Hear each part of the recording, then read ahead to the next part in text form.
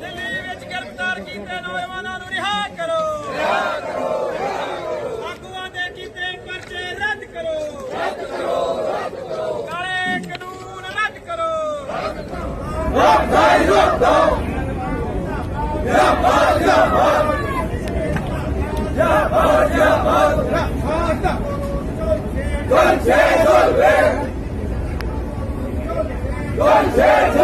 दोस्तों नमस्कार। दोस्तों, विकास यात्रा, परिवर्तन यात्रा या रेल यात्रा, आज आप किस पर सफर करना चाहते हैं? इस बात का जिक्र शुरू में ही हमने इसलिए कर दिया क्योंकि आज प्रधानमंत्री असम के लोगों को अपनी विकास यात्रा के बारे में बता रहे थे। करोड़ों की परियोजनाओं का ऐलान कर रहे थे, किसी की आधारशिला रख रहे थे, किसी का लोकार्पण कर रहे थे और इस बात को लेकर लगातार कह रहे थे कि आने वाले वक्त में असम में विकास की फसल कैसे लहलहा उठेगी। और इस लहलहाती फसल का जिक्र राष्ट्रीय मीडिया शुरू से लेकर अंत तक लगातार करता रहा। देश के गृह मंत्री पश्चिम बंगाल में थे, वो परिवर्तन यात्रा निकाल रहे थे, लेकिन इस परिवर्तन यात्रा के बीच में चाहे मंदिर पड़े, चाहे साधु संतों का जमावड़ा हो, उसके जरिए न सिर्फ सत्ता परिवर्तन बल्कि व्यवस्था परिवर्तन का जिक्र भी देश के गृह मंत्री पश्चिम बंगाल के जरिए कर रहे थे। और मीडिया भी शुरू से लेकर अंत तक एक एक क्षण को दिखाने से चूक नहीं रहा था और यह भी बता रहा था अगर असम में विकास की यात्रा लहलहाएगी फसल के तौर पर, तो फिर पश्चिम बंगाल में व्यवस्था परिवर्तन की फसल उग जाएगी।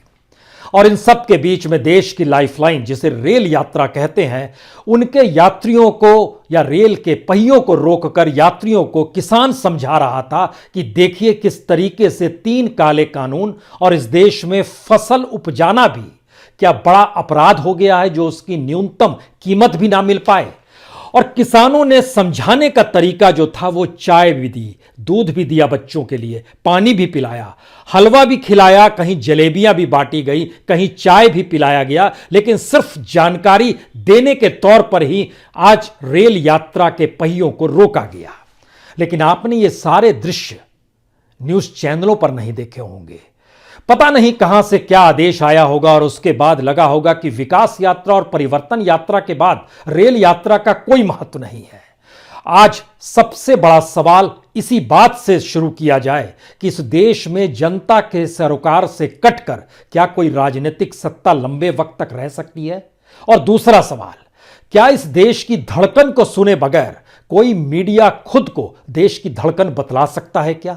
दोनों चीजें संभव नहीं है, क्योंकि आज देश भर में जगह जगह पर जितनी बड़ी तादादों में रेल रोकी गई या फिर रेल रोकने के अंदेशे से पहले ही किसी दूसरे स्टेशन पर रेल के अधिकारियों ने रेलगाड़ियों को रोक दिया, जिससे कोई सामना किसानों से उनका ना हो जाए और वो किसान की चाय ना पी बैठे या फिर जलेबी ना खा लें या हलवा ना खा लें। क्योंकि रेल पटरियों पर तो गद्दियों को बिछाकर भी किसान बैठे हुए थे और हाथों में फूल भी लिए हुए थे कि फूल भी छिड़क देंगे। यानी जो अंदेशा था कि दरअसल इस देश के भीतर में हड़ताल या चक्का जाम या रेल रोको का मतलब यह होता है कि कहीं हिंसा हो जाएगी, कहीं अपने तौर पर नुकसान पहुंचाया जाएगा राष्ट्रीय संपत्ति का, तो ऐसा आज कुछ भी नहीं हुआ।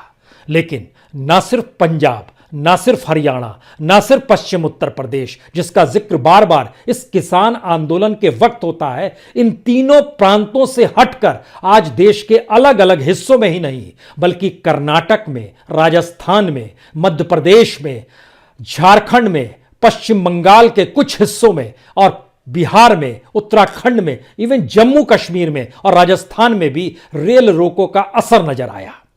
जितनी बड़ी तादाद में किसानों की मौजूदगी रेलवे ट्रैक पर थी, उतनी बड़ी तादाद में इस देश में जब जब आंदोलन पॉलिटिकल पार्टीज करती है, इतनी बड़ी तादाद में आपको कहीं स्थिति नजर आएगी नहीं।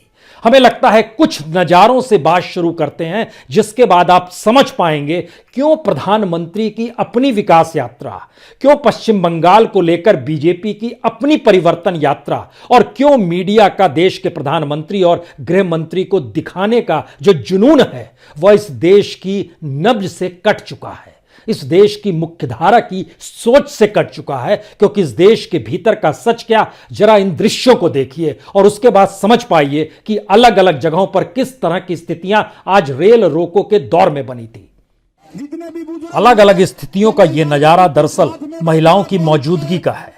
महिला किसान शायद सत्ता न समझ पाए, लेकिन आज आंदोलन के वक्त घर परिवारों से निकलकर महिलाएं जब सड़क पर हैं, रेलवे ट्रैक पर हैं, तो इस बात का एहसास करा रहे हैं कि दरअसल आंदोलन सिर्फ पुरुष किसानों का नहीं है, उसमें महिलाओं की मौजूदगी दरअसल आंदोलन के परिवार, गांव, पंचायत, महापंचायत के होने का है।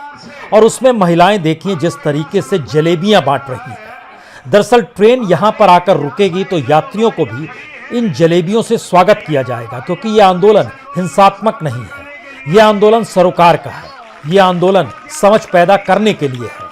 और महिलाओं की यह भागीदारी शायद इस देश के भीतर में आंदोलन को लेकर नई परिभाषा भी गढ़ सकती है। किसान आंदोलन का यह रंग इससे पहले शायद कभी नजर न आया हो।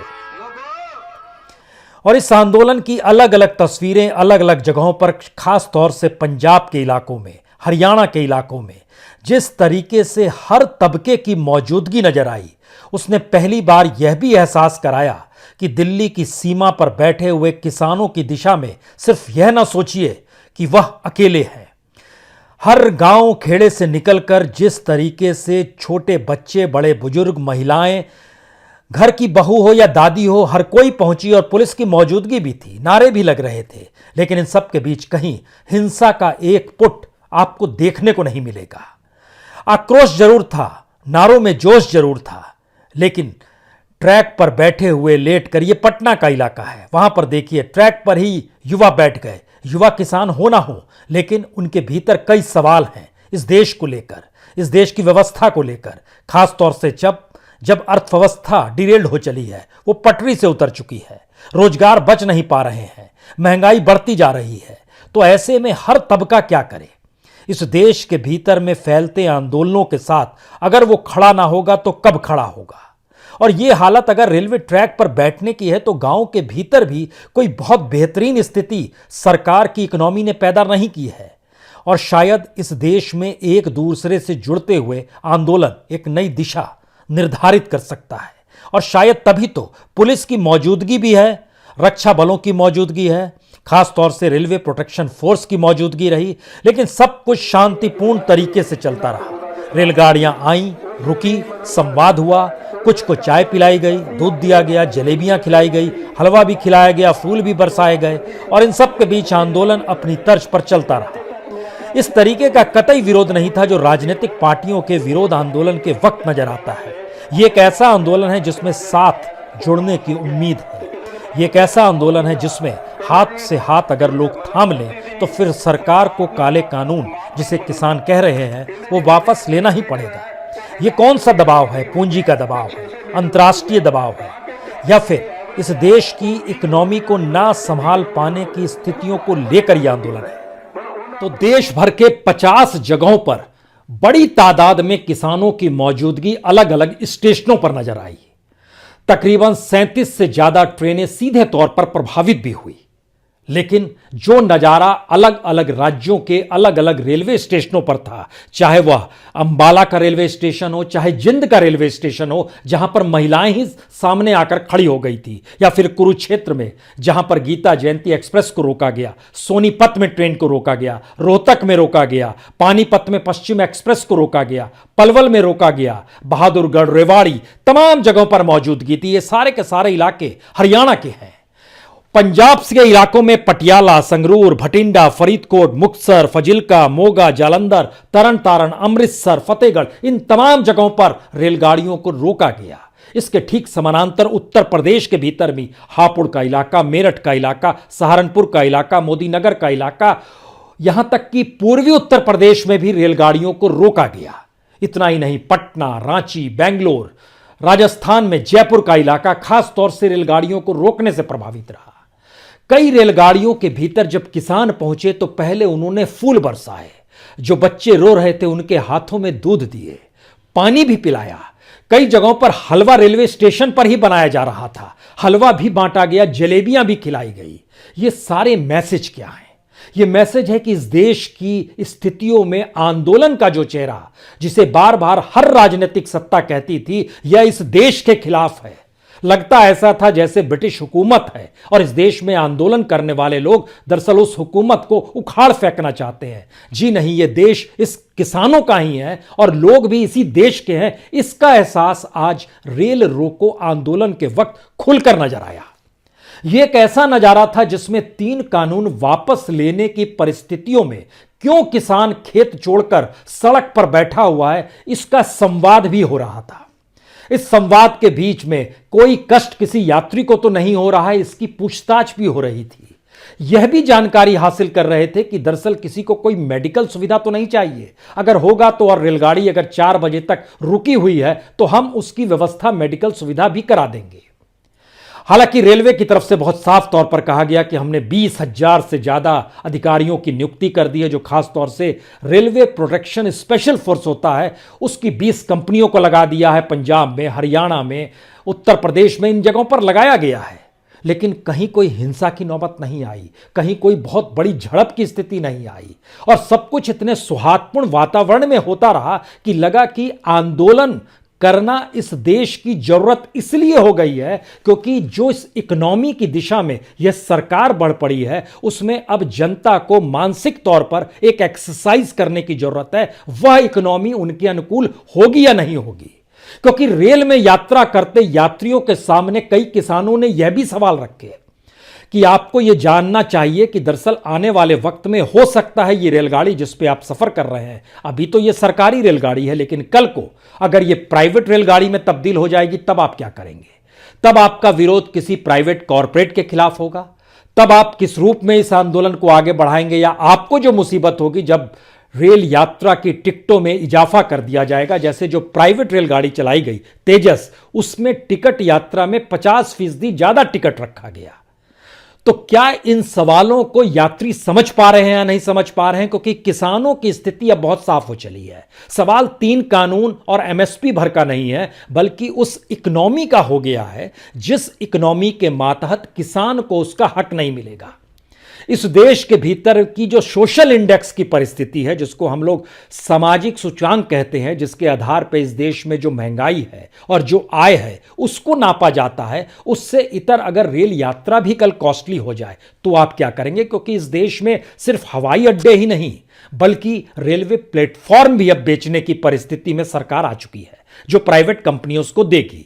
तो वहां पर अगर आप प्लेटफॉर्म पर जाएंगे तो हो सकता है आपको प्लेटफॉर्म टिकट भी 100 रुपए का मिल जाए, 200 रुपए हो जाए, यात्रा और ज्यादा कॉस्टली हो जाए। इन बातों को अपने तरीके से किसान जिन शब्दों में इस्तेमाल कर रहा है, हमें लगता है अब उसे भी समझने की जरूरत आ गई है। और शायद किसानों का यह आंदोलन जिस नए नए रंग में ले रहा है वो भारत की उस विविधता का प्रतीक है, जिस विविधता के भीतर बार बार यह होता है कि भारत एक सेकुलर स्टेट है। भारत को कोई भी राजनीतिक सत्ता ऐसी दृष्टि से ना देखे जहां वो सोच ले कि जो उसके साथ खड़ा है वही इस देश का नागरिक है, बाकी है ही नहीं। क्योंकि हम जब इन बात का जिक्र कर रहे हैं तो कहीं पर कोई हिंसा और तोड़फोड़ की नहीं होने का जो जिक्र है उसमें कई बातों का जिक्र उससे हटकर इसलिए है क्योंकि राजस्थान, बिहार, महाराष्ट्र, कर्नाटक, इन 4 जगहों पर, उन जगहों पर किसान निकल कर आए जो इससे पहले आंदोलन के दौर में निकल कर नहीं आए थे। रांची जैसी जगह पे, पटना जैसी जगह पर, औरंगाबाद जैसी जगह पर, जयपुर के कुछ इलाकों में कुछ ऐसे किसान निकल कर आए आंदोलन करने के वक्त जो इस बात का एहसास करा रहे थे कि चलो हम यात्रा करते यात्रियों को तो बतला दे कि हम किन मुश्किल हालात में इस देश में फसल भी उपजाते हैं और हमें लागत भी नहीं मिल पाती है, 1.5 गुना तो बहुत ज्यादा। हालांकि इन सब के बीच दिल्ली के 4 मेट्रो प्लेटफॉर्म को बंद किया गया, टिकरी बॉर्डर मेट्रो बंद कर दिया गया, बहादुरगढ़ सिटी को बंद किया गया, ब्रिगेडियर होशियार सिंह मेट्रो को बंद किया गया, पंडित श्रीराम शर्मा मेट्रो को बंद किया गया। हालांकि जानते हैं इन सब के बीच एक खबर और आई, मेट्रो के जो जनक माने जाते हैं ई श्रीधरन, वह केरल के हैं, उनकी उम्र 82 वर्ष की हो चली है और वो बीजेपी में शामिल होने वाले हैं। तो बीजेपी किस तरीके से सिंबल और संकेत को पकड़ती है, क्योंकि आज पता था, आज का ऐलान कोई पुराना ऐलान नहीं है कि आज रेल यात्रा पर रोक लगेगी। उसके ठीक पैरेलल में अपनी विकास यात्रा को बताने के लिए कि चैनलों के स्क्रीन पर प्रधानमंत्री की तस्वीर रेंगती रहे, इसीलिए आज असम का कार्यक्रम आ गया। इसीलिए परिवर्तन यात्रा के तहत देश के गृहमंत्री पश्चिम बंगाल में नजर आ गए, उनकी भी स्क्रीन पर तस्वीर रेंगती रहे। तो यह एक ऐसा टकराव और ऐसी परिस्थितियां हैं जिसमें आपको अपने द्वारा चुनी गई राजनीतिक सत्ता से ही टकराना है और उसके अलग अलग डायमेंशंस जो होते हैं जिसमें वह खुद को दिखाने के लिए, खुद को प्रोजेक्ट करने के लिए, इसीलिए ई श्रीधरन बीजेपी में शामिल होंगे, इसकी भी जानकारी आज ही निकलकर खुले तौर पर आ गई।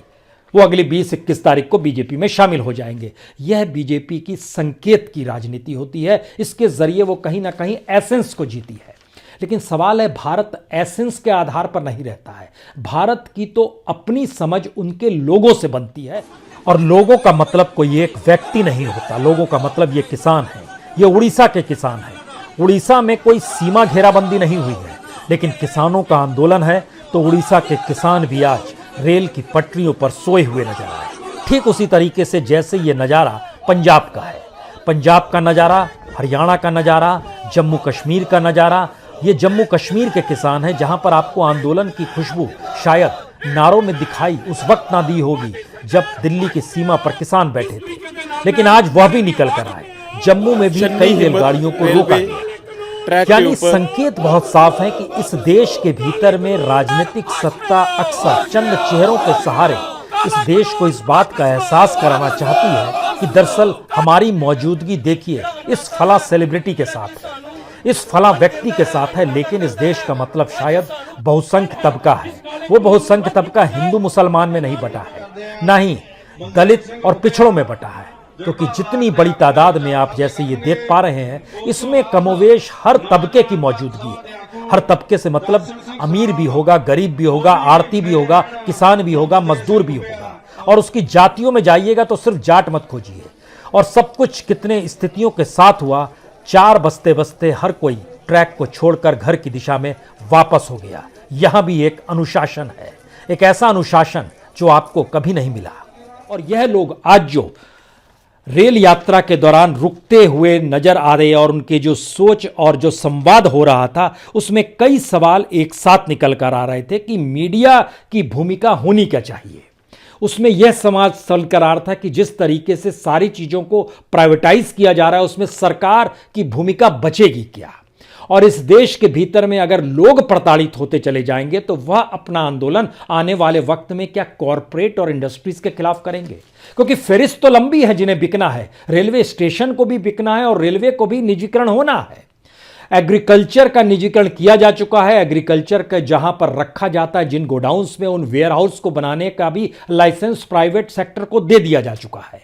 और अब उस फेरिस्त में बैंक भी आ गए हैं, 4 बैंकों का निजीकरण भी है। उसके बाद देखिए भारत पेट्रोलियम आ गया है, एयर इंडिया आ गया है, शिपिंग कॉरपोरेशन आ गया है, कॉन्कर आ गया है, BEML आ गया है, पवन हंस आ चुका है, नीलांचल इस्पात लिमिटेड आ गया है। LIC का IPO भी जहन में जरूर रखिएगा। और इन सब के साथ 6 से 10 हवाई अड्डे भी इसी साल होने, ये जो नाम हमने पढ़े ये सब कुछ इसी साल होना है।